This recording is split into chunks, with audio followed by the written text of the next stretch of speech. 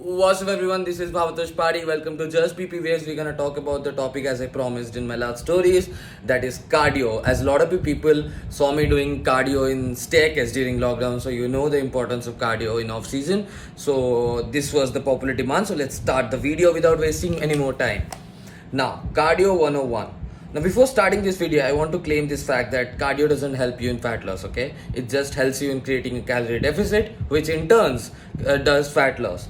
The amplifier to diet, I call it the amplifier to diet because it's primarily the diet that creates a calorie deficit, and if you're trying to run for hours and hours, it doesn't burn your belly fat, okay? Or any fat to be in fact. Now, if you are on a maintenance and then you are doing cardio, then you're creating a deficit, and only then you are going to burn your body fat.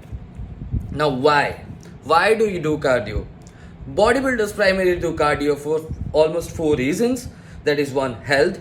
That is, you do not want to touch your cardiovascular end before your workout ends, because that affects your workout.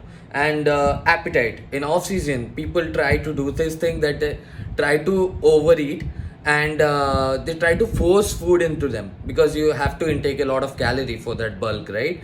And one thing that smart bodybuilders do is add cardio to increase appetite. Third is the most basic reason, it's fat loss, as I talked before. And fourth, which I see no one talking about, is cardio helps in recovery. There are proven fact, there are thousands of researches, and cardio does help in recovery. Now, how should you do the cardio? Well, I prefer low impact, because there was this trend going on in last 5-4 years that HIIT burns a lot of calories. Yes, that's true. That's because of the effect called after burn. That is, you burn calories throughout the day, and not just during the session.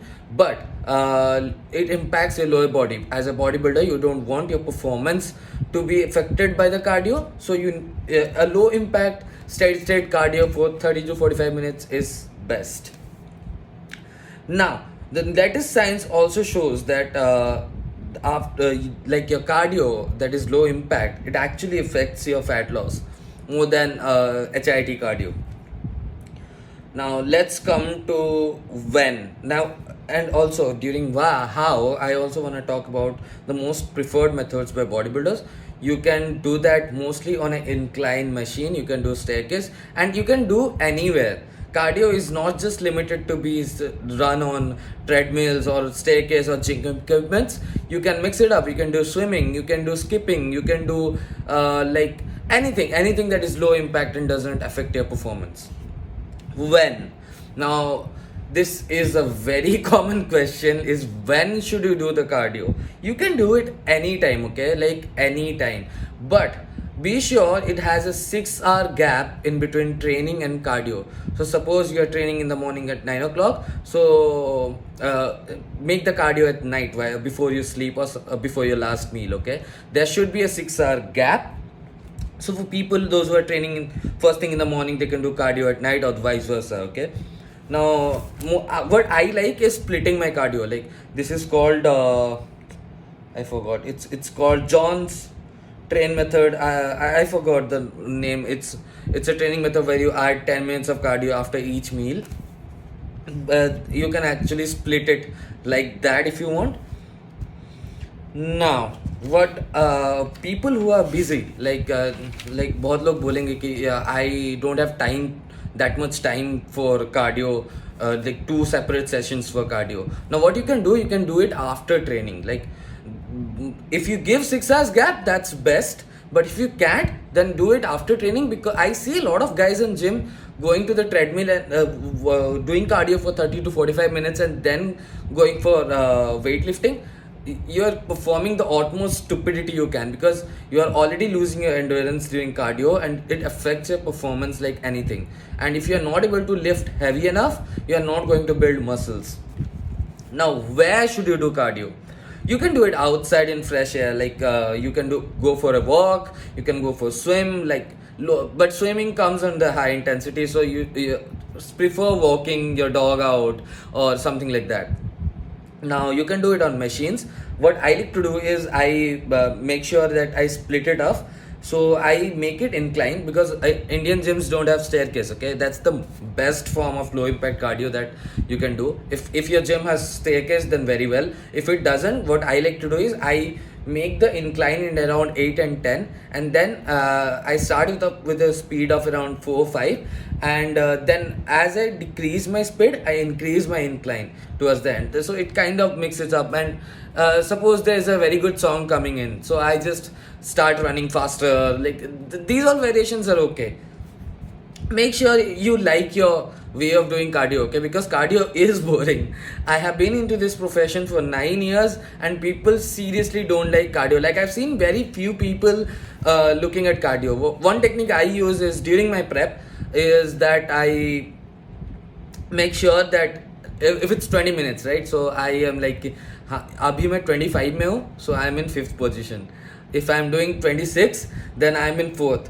And I'm doing 27, then I'm in 3rd. So this is a way of motivating. You can watch movies on Netflix on treadmill if you're doing it on a treadmill. Now frequency. Off season, 2 to 4 days are more than enough, around 30 minutes.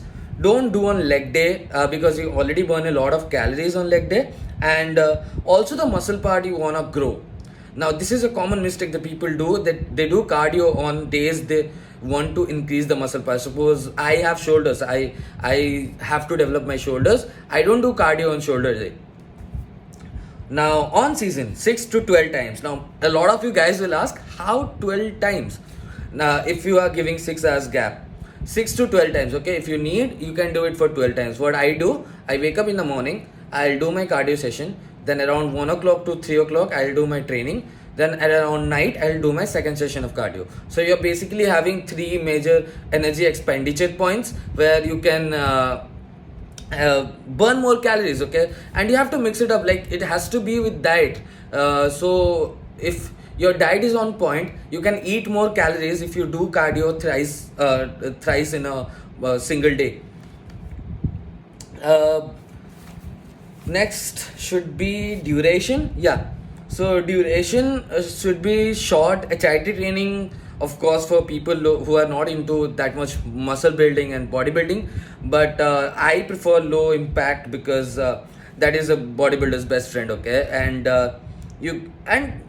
you have to find your niche, dude. Like if you don't like at all walking or long hours of cardio, you can do any form of it. You can play football, you can play cricket, you can do anything you like. So basically you have to find your niche. Which one do you like? I prefer the inclined treadmill one, so you can try this one if you want.